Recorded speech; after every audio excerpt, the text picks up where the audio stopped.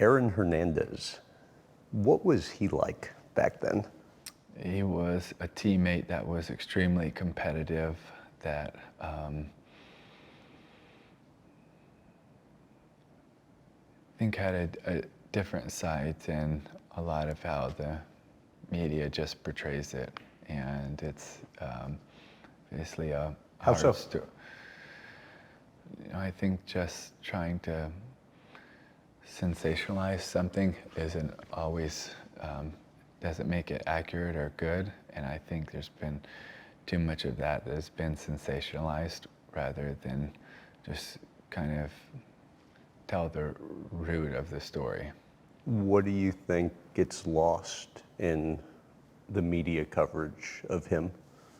I think telling the other, some of the other side of what he came through and what he worked through, is working on, and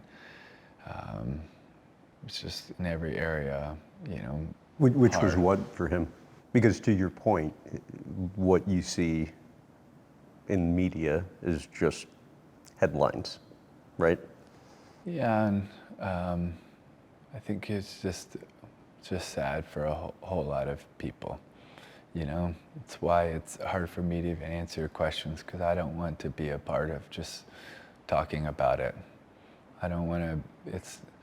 It's not really my place, and I don't, want to, because there's, still family that's, and so many people that are affected in other ways, and it's hard to know what to say, when to say, why to say it, because it affects so many people, and it's hard. It's hard, for a lot of people, for victims, for his family, for so many people. It's I just, try to be tender to all of that.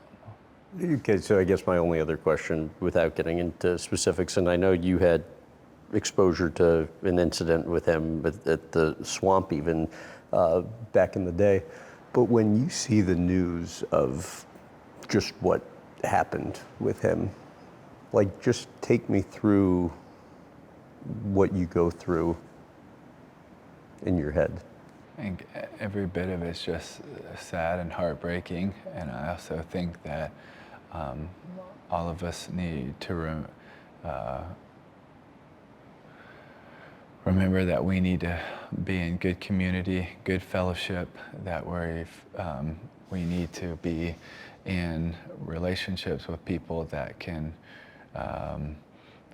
love us and care for us. I think it should also be something that convicts us that if we aren't careful, we can all go down different roads, and we're never immune from, going down a road that isn't a good one for us to go down. And I think it should be a challenge to all of us. Like, man, I know that I so quickly can get full of a whole bunch of bad things and miss the mark and lose perspective, and